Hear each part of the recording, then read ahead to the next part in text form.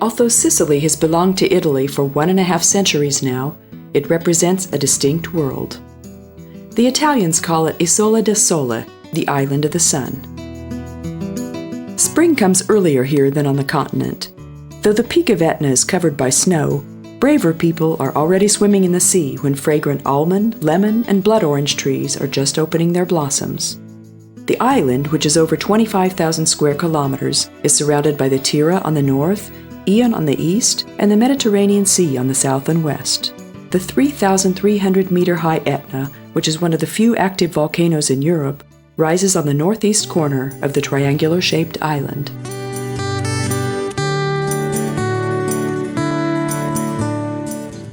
The century-old capital of the island is Palermo, which was built on a beautiful site between the huge bay of the harbor and the slopes of Monte Pellegrino. The axis of the settlement has grown out of the former city walls, Via Maqueda and Via Vittoria Emanuela, which intersect each other. Next to the latter stands the grand cathedral of the city. As was the case with most ancient churches all over Europe, this was also built on the site of a former church, was then expanded, and has been undergoing change for centuries. Its original was established in 1170 by Archbishop Offamilio. It was consecrated 15 years later. The state we can see today equals the one in the 15th century, except for the dome and the belfry, which were built later. One of the 3 columns of the loggia on the facade of the church seen from the square may have originated from an old mosque because a quotation from the Quran can be seen on it.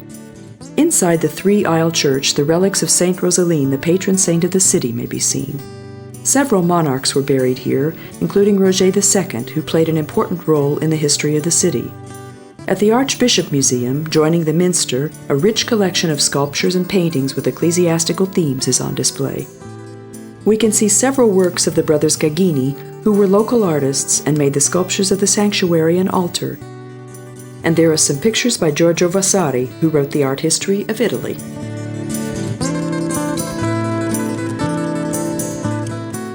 Chiaramonti Gothic, a version of Gothic architecture peculiar to Sicily, was named after the rich aristocratic family who lived here for centuries. In Palermo, several buildings of this style can be seen.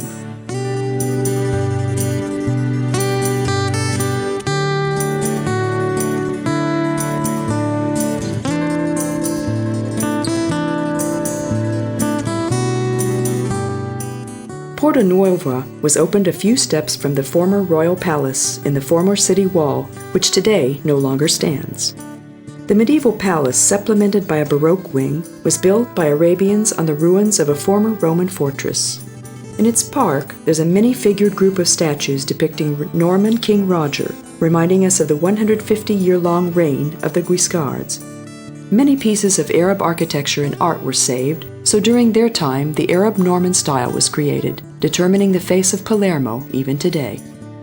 The regional parliament of Sicily holds its sessions in the Palazzo dei Normanni. Despite this, the most beautiful parts are open to tourists, so we can have a look at some rooms of Roger II's royal apartment, the Cappella Palatina, the royal chapel, the glass mosaics on a golden base, some of the most beautiful ones in the world, and the observatory set up in the tower.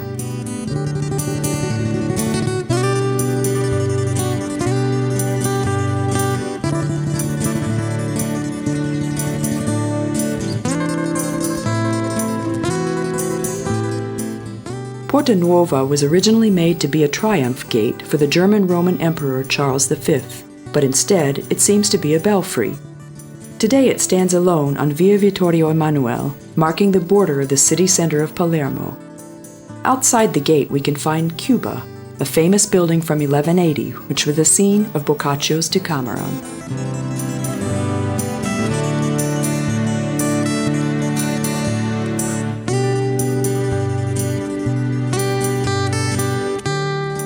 Next to it, 2 Curie barracks may be found, named after the Hungarian general Garibaldi.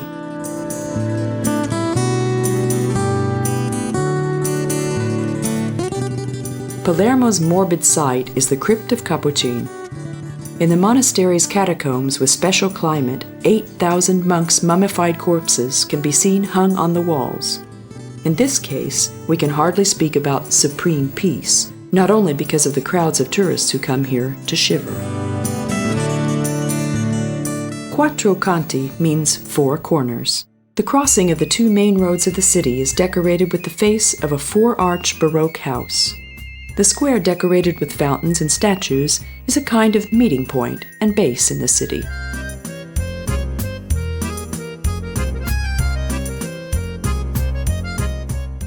Palermo's city center is full of Arab, Norman, Baroque, Renaissance, and Spanish monuments, their elements forming its unique style. The extraordinary atmosphere of the city is created by them, mixed with palm trees and the southern zest for life. Piazza Pretoria's impressive many-figured fountain near the town hall lessens the heat of the sun with its water spray.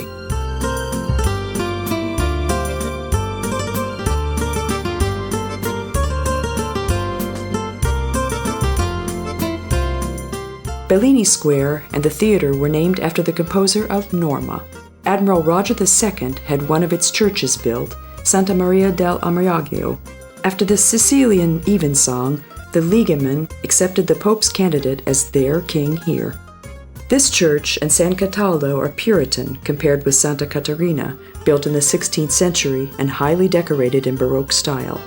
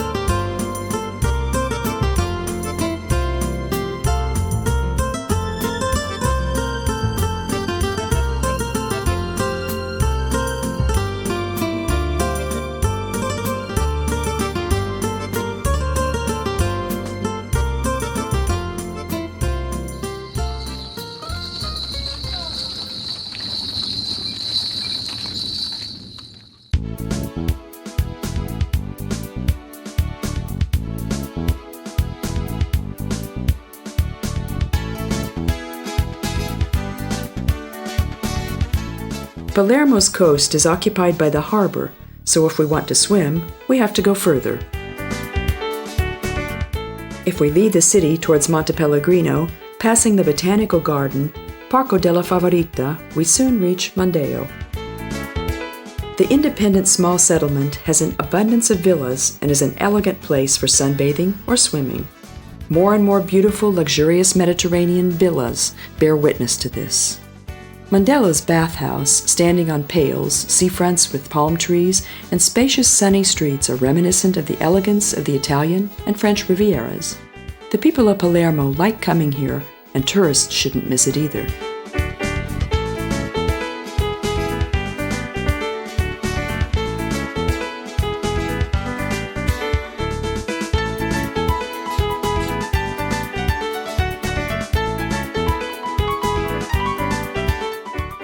The long esplanade is flanked with evocative buildings, fish restaurants with terraces, and cafes.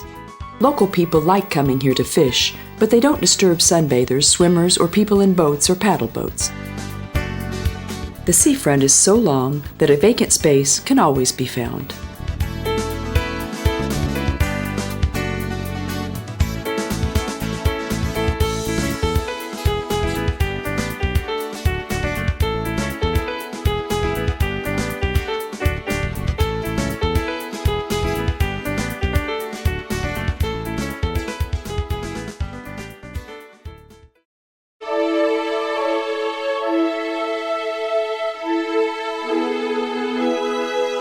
Situated in the mountains 8 kilometers from the capital, Monreale offers totally different types of beauty.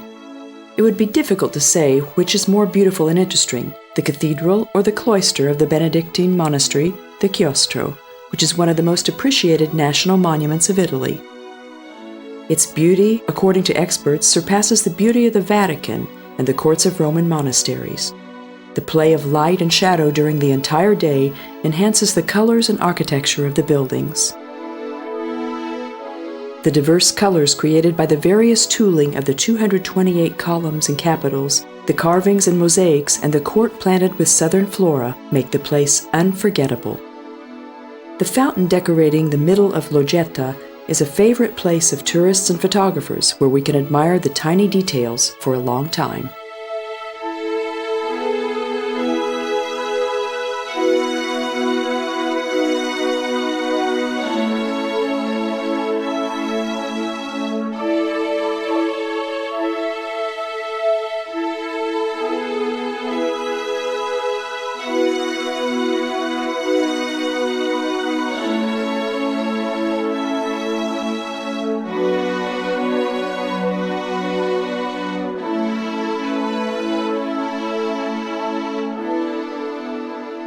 Santa Maria la Nuova, dating back to 1174, is the most beautiful Norman minster of Sicily.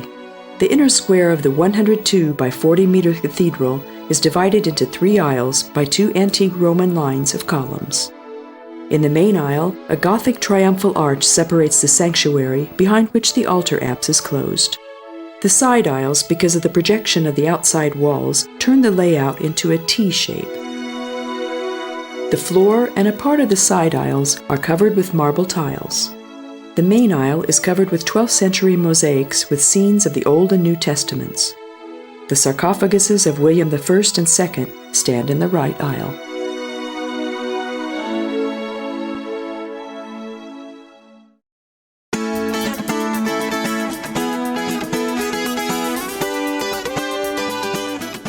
With the worldwide spread of tourism today, it's natural that we find not only hotels, but apartment complexes at the resorts and especially on the coast.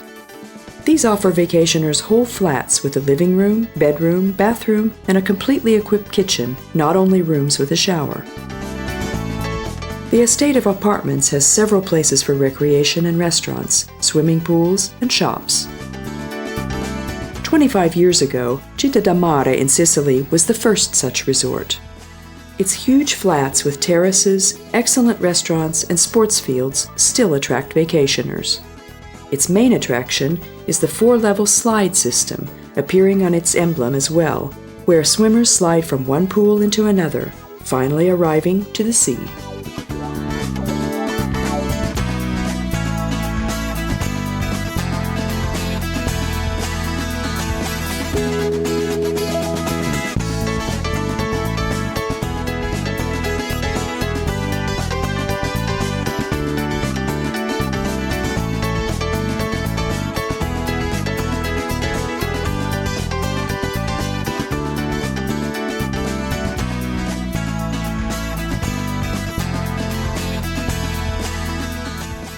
Its huge park has been planted with oleanders, prickly pears, agaves, palm trees, and boxwoods.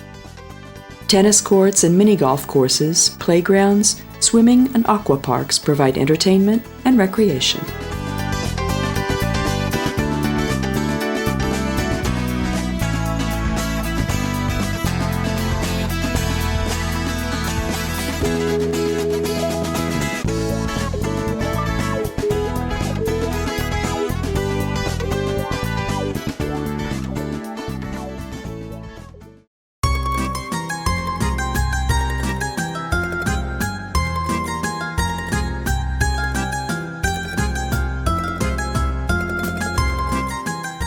In Sicily, we may find more Greek towns, churches, sanctuaries, and theaters remaining intact than in Greece.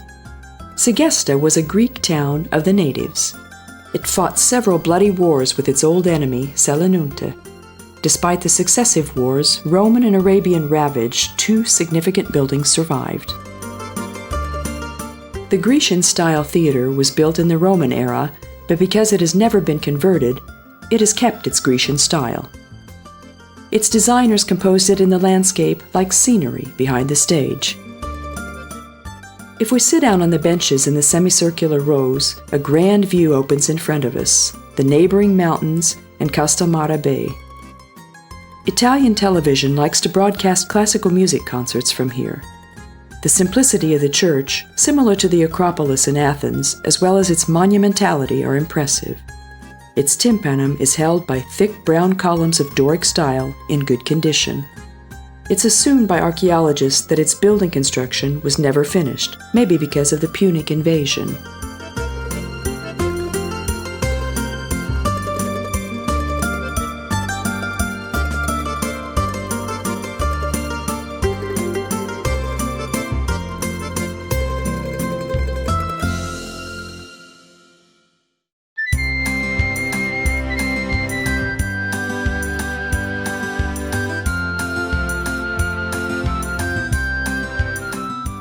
Trapani, a town founded by the Punic, used to be the harbor of Erice, the location of which is nice and is called Erice today. It had an important role in the antiquity. The pharos of the town, built on top of the mountain at 750 meters, was an important point of orientation for shipmen sailing around Sicily.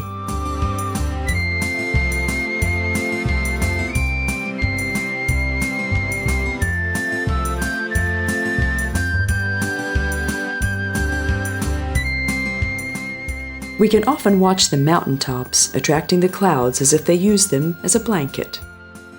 In Erice, we can watch this close up. There's often fog and rain and clouds covering the sky above the town. What can we do while it's raining? Let's sit in the famous confectionery, eat a cake with almonds and marzipan, or a lemon pie. Sicilian cakes, especially the ones with almonds, are well known and delicious. We can drink a cup of good cappuccino, maybe the strongest and tastiest anywhere. Or let's read The Sweet Life in Italy by Frances Mays, who was in love with Italy. By the time we finish the chapter about Erice, it has stopped raining and the sun is shining again.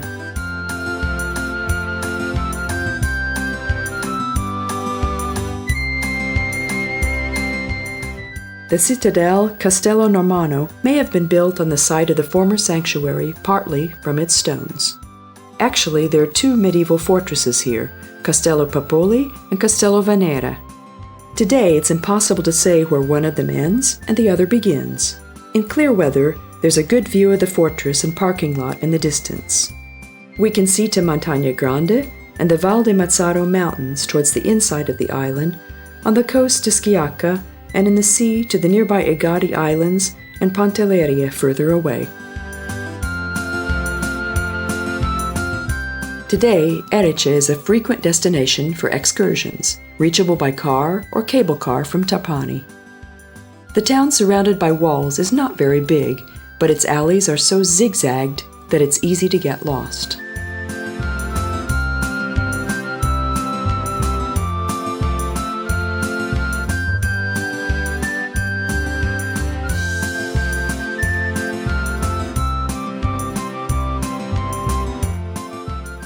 Erice considers Garibaldi to be its own hero, visible by the memorial tablet placed on the wall of the town hall. Let's read how the hero of the War of Independence is described by Fred Mustard Stewart in his novel. All in all, he had a pleasant face with his famous grizzled red beard. Thousands of women dreamt about him all over the world, reading the story of his famous love with Anita da Silva, which was love at first sight, and she had fought in South America and Italy on his side, before she died tragically soon.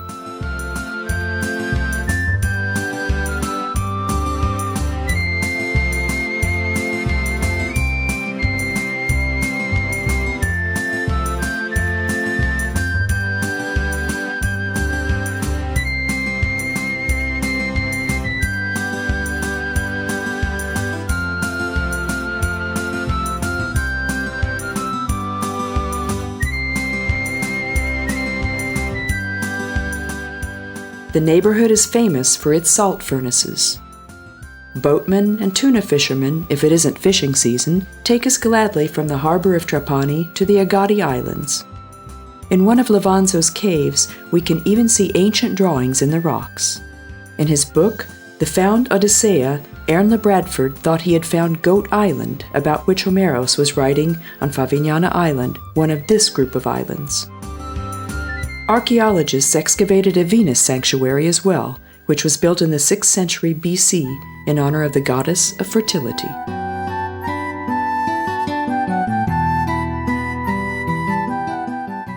Selinunte, the ancient town of Selinus, antipodes of Segesta, didn't survive the centuries any better than its rival.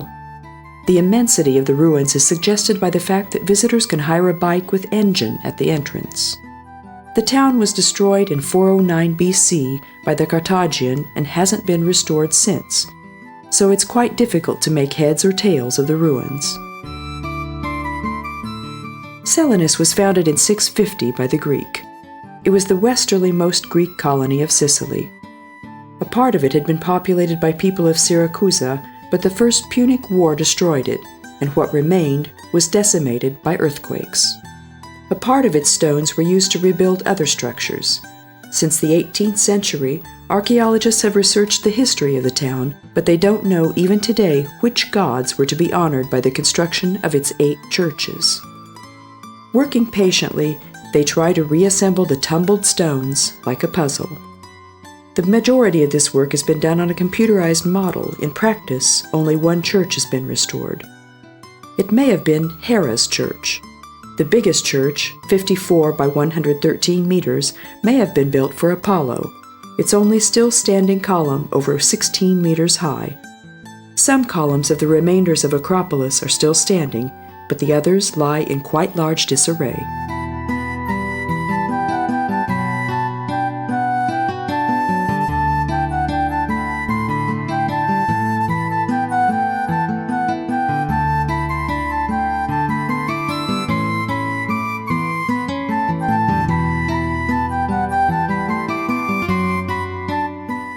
Above the small Marinella fishing village, there's a medieval tower called Torre di Polace. There's a good view from here over the ruins and the sea. Via the main road of the town of 400 meters, we can reach remainders of gate fortresses similar to the ones in Syracuse. It's advisable to visit Selinunte in spring or autumn because of its lack of shade. The heat is lessened by the wind blowing from the sea. The name Selinunte means highland celery, but along the roads only dill and cress grow wild. Those who are interested in archaeology can look at the excavations not only in Segesta and Selinunte, but the ruined field of Eraclea Minoa nearby and the Zona Archeologica in Agrigento, which hides the Valley of the Churches.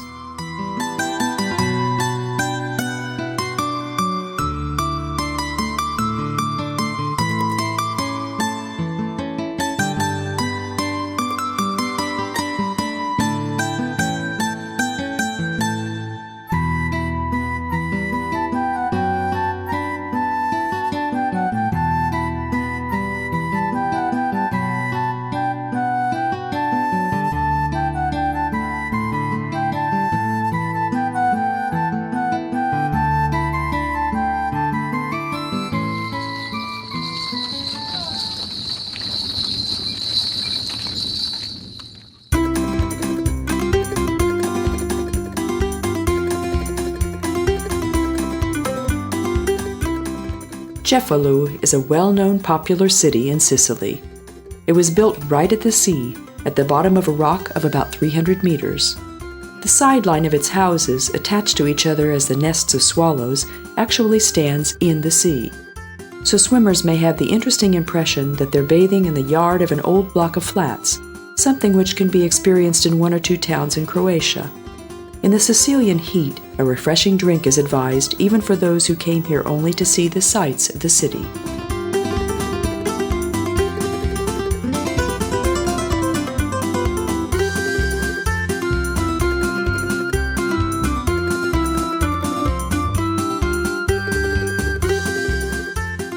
The gallery and archaeological finds of the Museum Monreale are also interesting.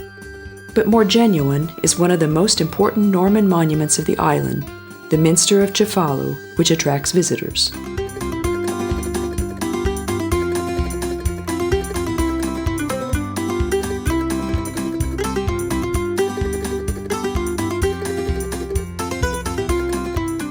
The church with 2 huge towers can be seen from afar, and it takes little time to get to it among the old houses of Corso Ruggiero. Construction of the church was begun in 1131 by King Roger's order. Nobody remembers what detained the building operations, but the face decorated with 2 Roman-styled towers was finished only over a century later. The Gothic foyer dates back to 1470.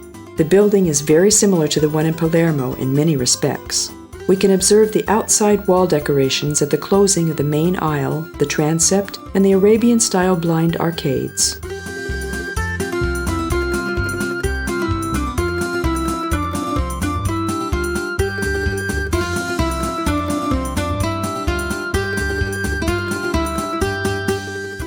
The interior of the church seems larger than it actually is. The carpentered coupled roof of the ceiling makes the interior look bigger. marble and granite columns hold the main aisle. There's a font in the side aisle, an episcopal throne on the right, and a king's throne on the left. The mosaics of the apse date back to 1148, so they're older than those in Palermo and Monreale.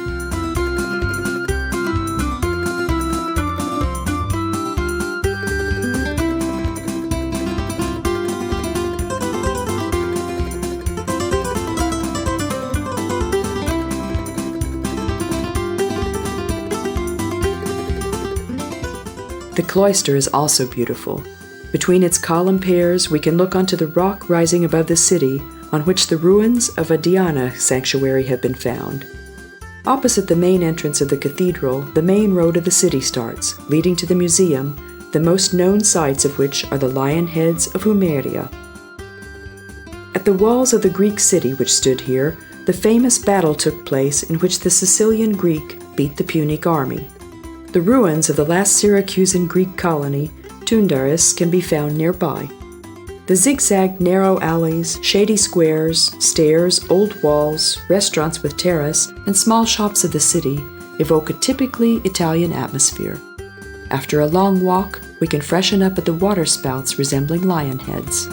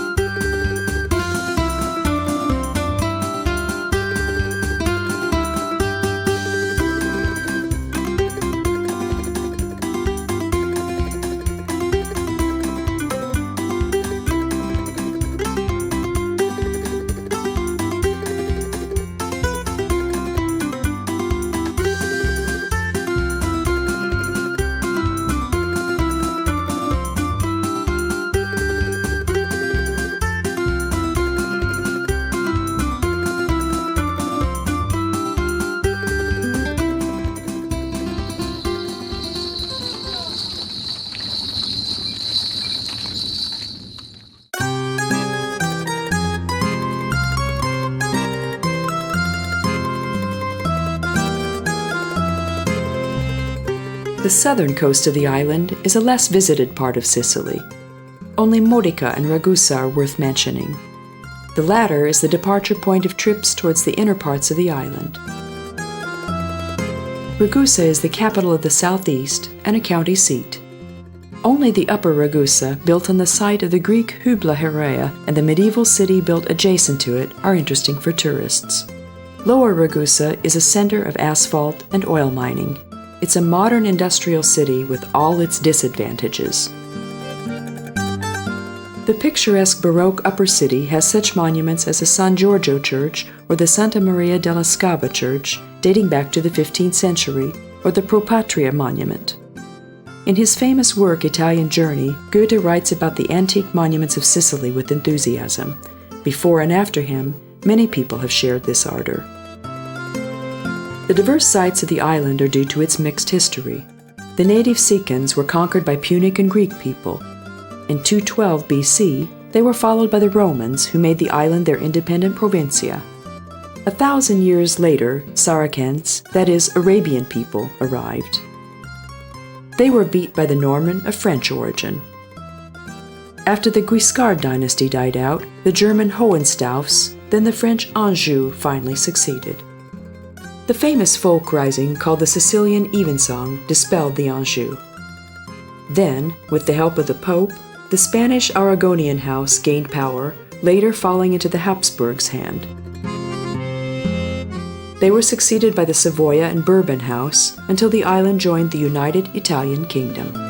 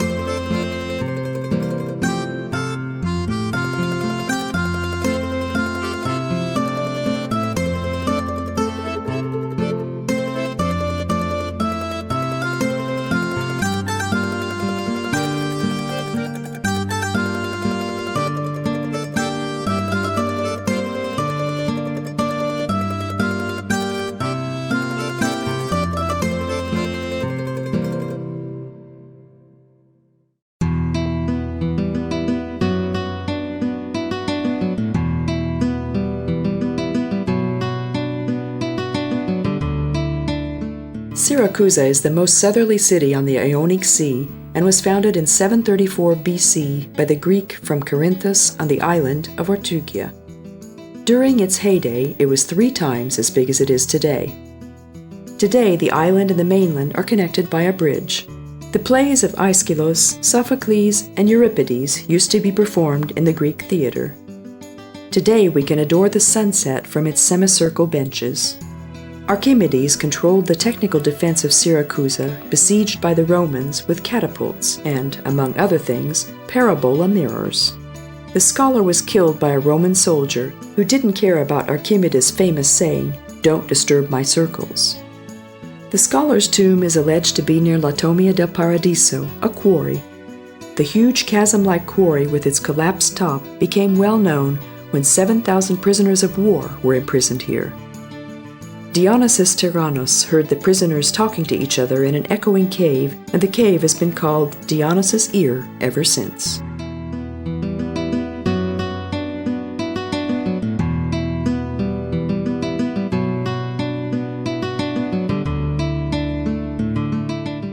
All over the island, the products of craftsmen are popular.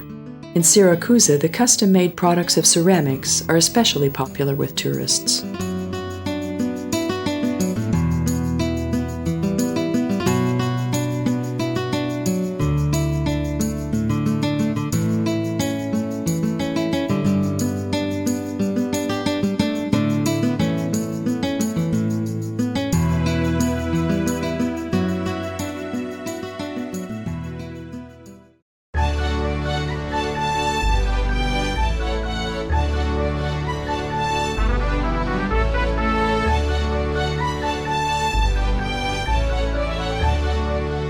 The ships going to Malta set off from the harbor of the city.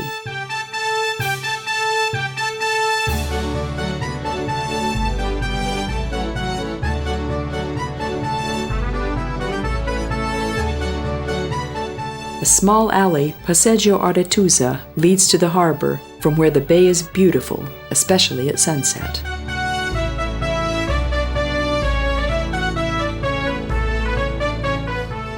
The main square is decorated by a spectacular Diana fountain dating back to 1906. The side of the old town lining the peninsula reminds us of Dubrovnik, but the buildings seen here represent several centuries and several styles. Frederick II was responsible for the building of the fortress Castello Maniace, extending into the sea. The building of Palazzo Bellomo dates back to the 13th century, the showpiece of its museum, the painting Angelic Greeting by Messina. St. John's catacombs remained from old Christian times in the yard of a monastery which fell into decay.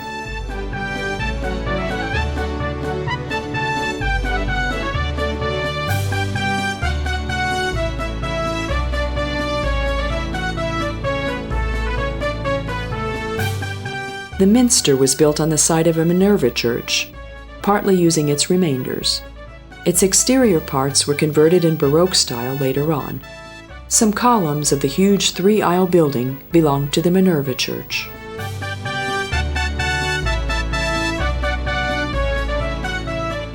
In the chapel, we can see the silver sculpture of Saint Lucia, who scratched out her own eyes because one of her admirers complimented them. The beautiful altar picture is also a work by Messina.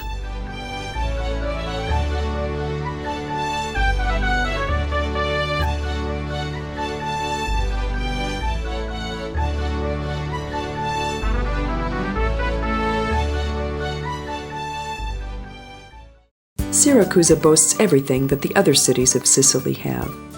Syracuse can hold its own with any other city of Sicily. There's an excavation, an archaeological museum, the Apollo Sanctuary and Cathedral, a Greek theater and Roman amphitheater, Gothic fortress, and medieval catacombs. But it has something that no other Sicilian cities have.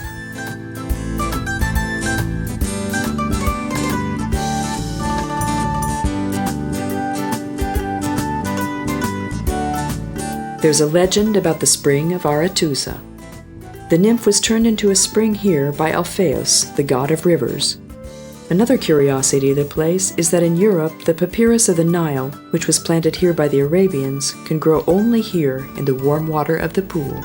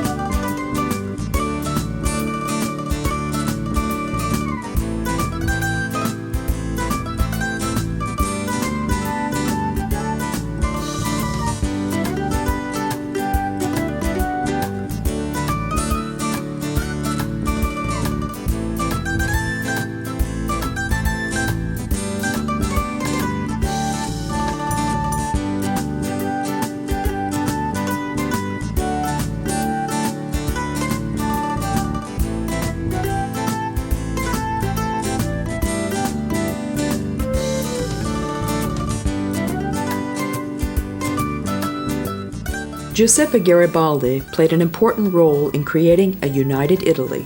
Posterity gratefully remembers him at several places in Sicily and Italy. In Catania, for example, he's remembered with a gate like a triumphal arch, through which we may reach the city center.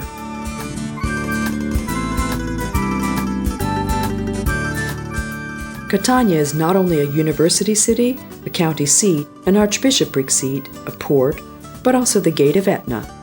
Throughout the centuries, it was destroyed not only by the enemies, but also Etna. So it's no wonder that though it was inhabited even before Christ, it gained its current face only in the 18th century. The center of the Baroque city is Minster Square. Here we can find the elephant fountain, which has become the symbol of the city. The elephant carved from lava stone holds an Egyptian obelisk on its back.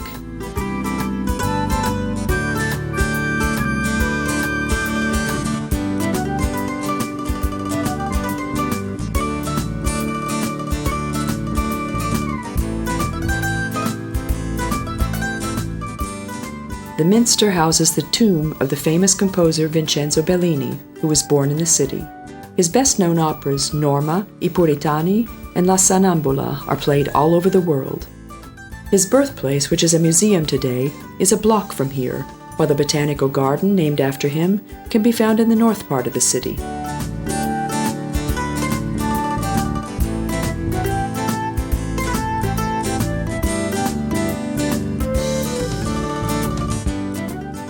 The face of the city is determined by mainly ornately decorated Baroque palaces and churches. Frederick II's robust castle with 4 towers, Castello Orsino, is different from these. The city museum has been set up in it. Catania also has a Roman amphitheater, as well as a smaller and a larger Greek theater.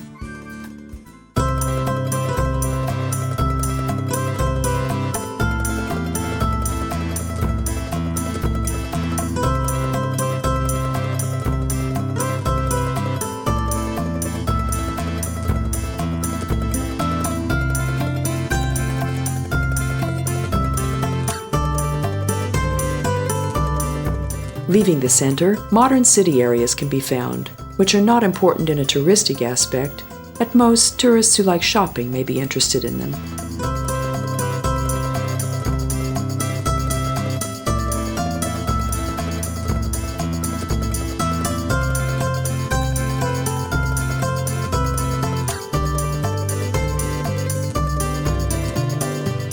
But the sight of the rocks rising out of the sea and the white horses on them are picturesque. Several smaller harbors and some beaches can be found here as well, the curiosity of which is the wooden terrace built above the rocks. Farther from the monuments and crowds of tourists, it's better to watch how local people live everyday life. Let's sit in an inn, look at the yards of the houses, and feel the unadulterated atmosphere of Sicily.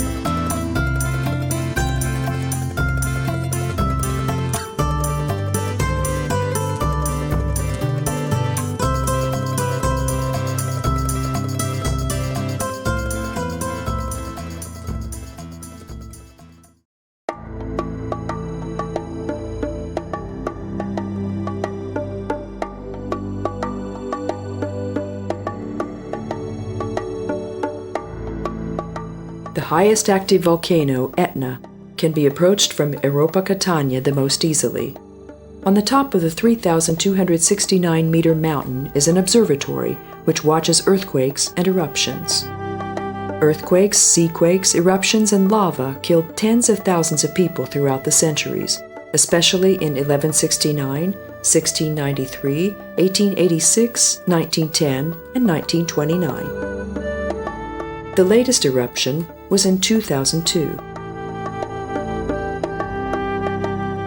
Fortunately, nobody was killed, but the still active crater can't be approached either by cable car or jeep, as was possible in the last centuries. The motorway is the continuation of Catania via Etna, leading us higher and higher among fruit gardens, vineyards, and almond trees. Crosses designate the end of the lava of each eruption. The road leads to Casa Cantoniera at 1,882 meters among pine trees and evergreens. From here, we could have gone on by cable car, which isn't working at present.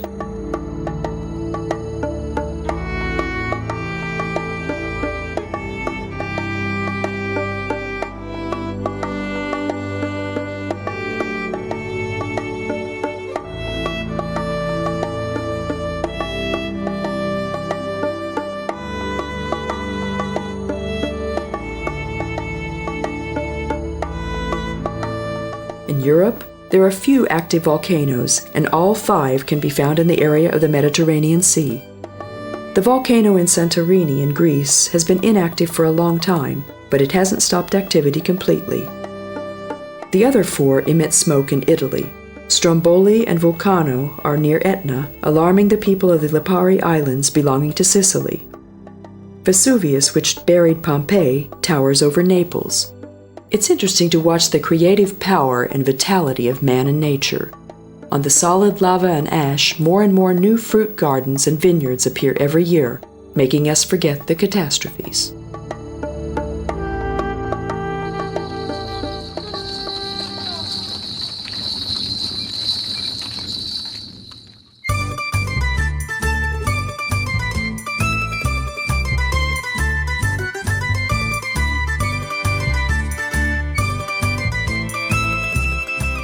Taormina is the most picturesque city in Sicily because its houses were built in a small area, but with a 250-meter difference between the levels. Because it's been continually inhabited since it was set up, ancient Greek and Roman buildings, medieval palaces, churches, and modern hotels stand next to each other.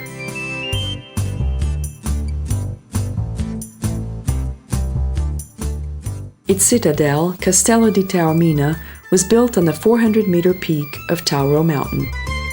From here we can see the whole city, the sea, the nearby Isola Bella Island, and the cone of Etna. Its minster, dating back to the 13th century, is a relatively simple building. But its barren palaces, Palazzo Corvaia and Palazzo Duca di San Stefano, are rather ornate. Even today, Sicily is judged mainly based on books and films. For example, based on Mario Puzo's novels The Sicilian or the trilogy Godfather. Sicily is thought to be the world of the mafia and blood feud, the vendetta. There's no doubt about the existence of the mafia, but it's sure that tourists won't be able to notice their actions. Public security isn't worse than anywhere else in Italy, thanks to the police.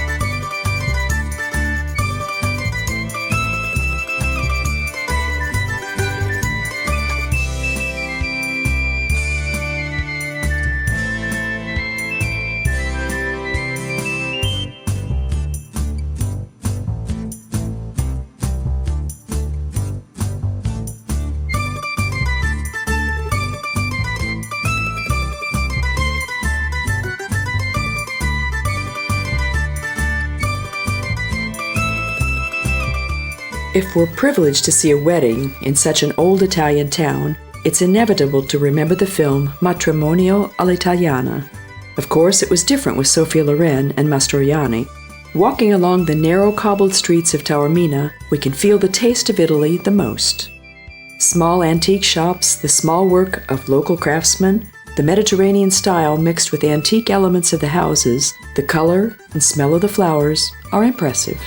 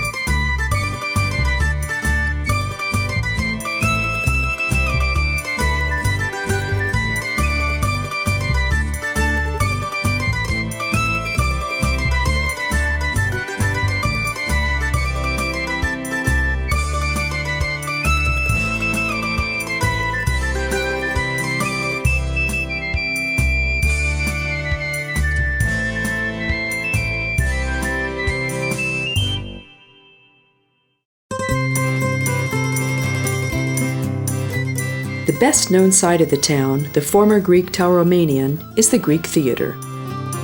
The staggered seats of the huge semicircle arch were carved into the rock so that behind the stage, the most beautiful sights of nature would be the scenery. The famous Hungarian painter Csontvary was also impressed by this site. His masterpiece was contributed to increasing the fame of Taormina. We have to work to get to know the town, up steps, down steps. Fortunately, we can reach the Greek Theater by cable car as well. The acoustics of the theater are also excellent. Every summer, concerts and performances take place here.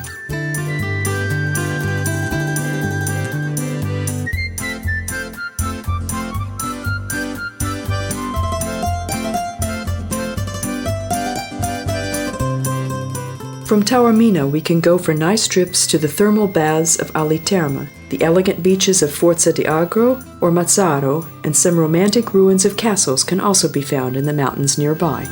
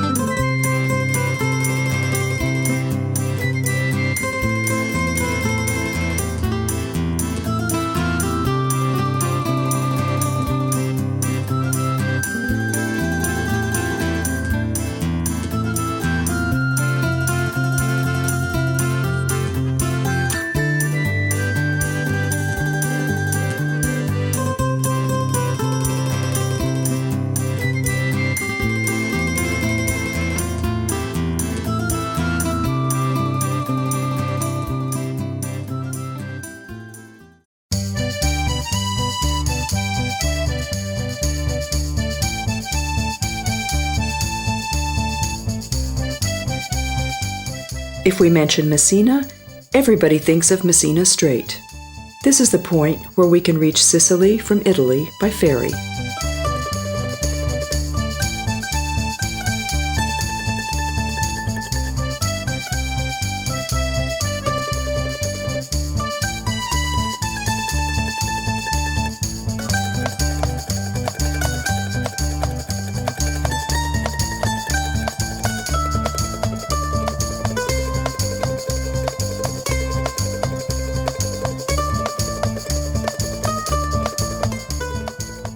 As the 2,500-year-old city was almost totally destroyed in two catastrophes, one of which was the earthquake in 1908 and the other was World War II, it can't boast as many monuments as its neighbors. Its huge harbor itself is a stirring, colorful sight. It's worth visiting San Francesco Church, named after St. Francis of Assisi. In front of it, the life-size statue of the saint, opening his arms towards us, can be seen.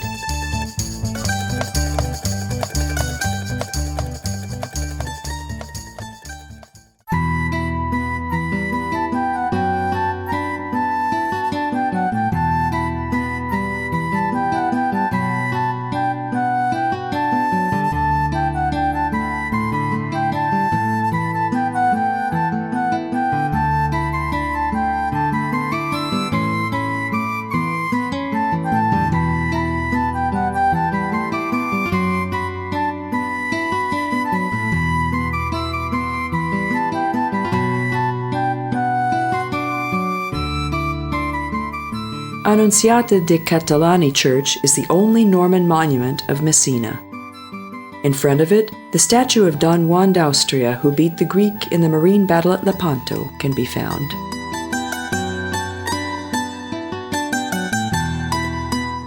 The minster in Messina has kept nothing of its original form after being converted twice.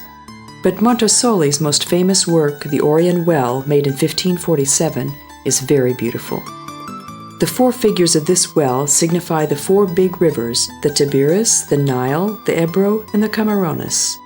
The statues of the original work can be found at the Museo Nazionale in Messina. The one that stands in the square is a certified copy. A trip up the 60-meter belfry of the minster is worth it because of the view of the city and the harbor. The spectacular astronomical clock is not as old as we would think. It was made in 1933. Its gold figures come to life every 15 minutes and designate the passing time with a carillon. The three old gates of the facade with some Gothic sculptures remain from the 15th and 16th centuries. The rest was destroyed by earthquakes and bombs.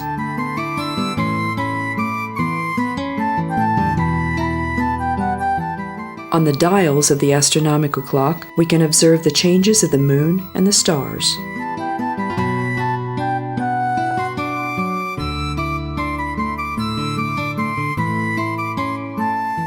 The three-aisle interior with the carpentered frame roof is the result of a renovation after World War II. Only some tombs and the mosaics of the apses are original, but the paintings and sculptures are also very beautiful.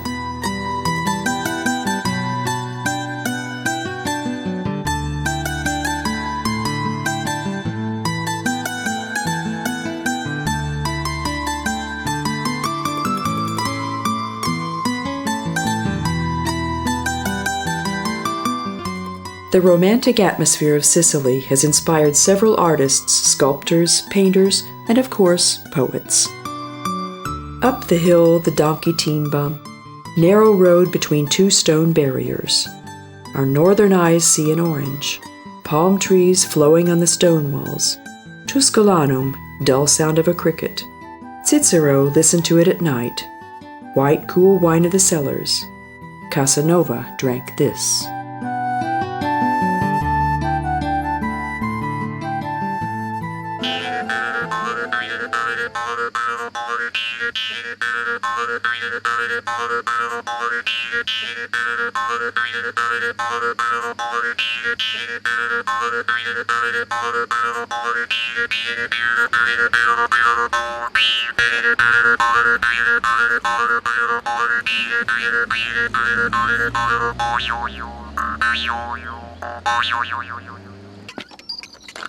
Arrivederci. Amore, però